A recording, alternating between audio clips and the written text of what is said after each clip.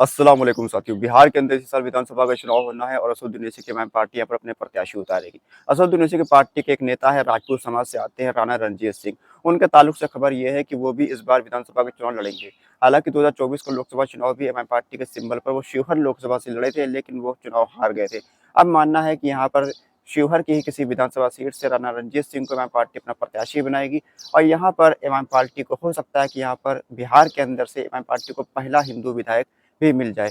आपको बताएं कि राणा रणजीत सिंह जो है उनके वालिद सीताराम सिंह वो भी सांसद रह चुके हैं और विधायक भी रह चुके हैं। उनके बड़े भाई जो है वो भी मौजूदा वक्त में विधायक है, हालांकि किसी और पार्टी में है।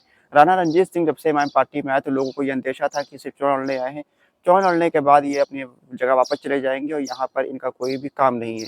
लेकिन राणा रणजीत सिंह ने इस बात को कि लोगों को आभास कराया कि यहाँ पर वो सिर्फ चुनाव लड़ने नहीं आए थे, बल्कि एक विचारधारा से जुड़े थे, एमआईएम पार्टी की विचारधारा से जुड़े थे और दलितों मुसलमानों के मुद्दों को उठाने के लिए जुड़े थे। अब राणा रणजीत सिंह आए दिन मुसलमानों के मुद्दों पर बोल रहे हैं, साथ ही साथ एमआईएम पार्टी के ताल्लुक से भी वो अच्छा काम कर रहे हैं, नए लोगों को एमआईएम पार्टी में जोड़ने का काम कर रहे हैं और वो इस बार विधानसभा के चुनाव भी लड़ने जा रहे हैं, ऐसी भी खबर आ रही है। राणा रणजीत सिंह बिहार की ढाका विधानसभा सीट से चुनाव लड़ सकते हैं, जो कि एक अच्छी खासी मुस्लिम वोटर वाली विधानसभा है।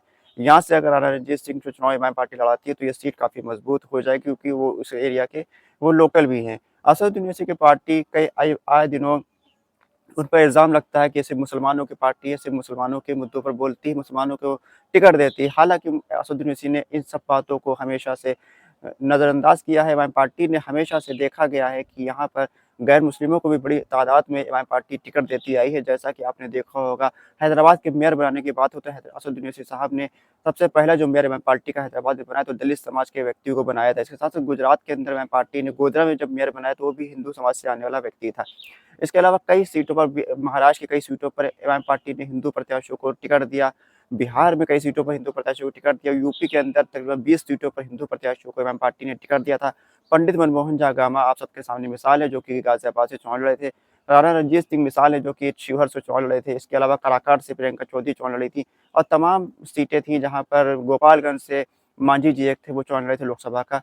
तो ऐसे देखेंगे एमआईएम पार्टी यहाँ पर गैर मुस्लिम को भी वोट देती है, टिकट टिकट देती है और अपना उचित प्रतिनिधित्व देने की बात करती है। लेकिन जो लोग मुसलमानों की नुमाइंदगी को बात करते हैं, वो मुसलमानों को टिकट नहीं देते हैं, मुसलमानों की सिर्फ वोट लेना चाहते हैं और असदुद्दीन ओवैसी पर और एमआईएम पार्टी पर बेबुनियाद इल्ज़ामात लगाते रहते हैं। बिहार के अंदर 2025 के अक्टूबर-नवंबर में चुनाव होना है और यहाँ पर ओवैसी की पार्टी ने ऐलान किया है कि उनकी पार्टी पिछले बार से दोगुनी सीटों पर प्रत्याशी उतारेगी। दोगुनी सीटों पर प्रत्याशी उतारने का मतलब ये है कि एमआईएम पार्टी यहाँ पर लगभग 40 से 50 सीटों पर अपने प्रत्याशी उतार सकती है।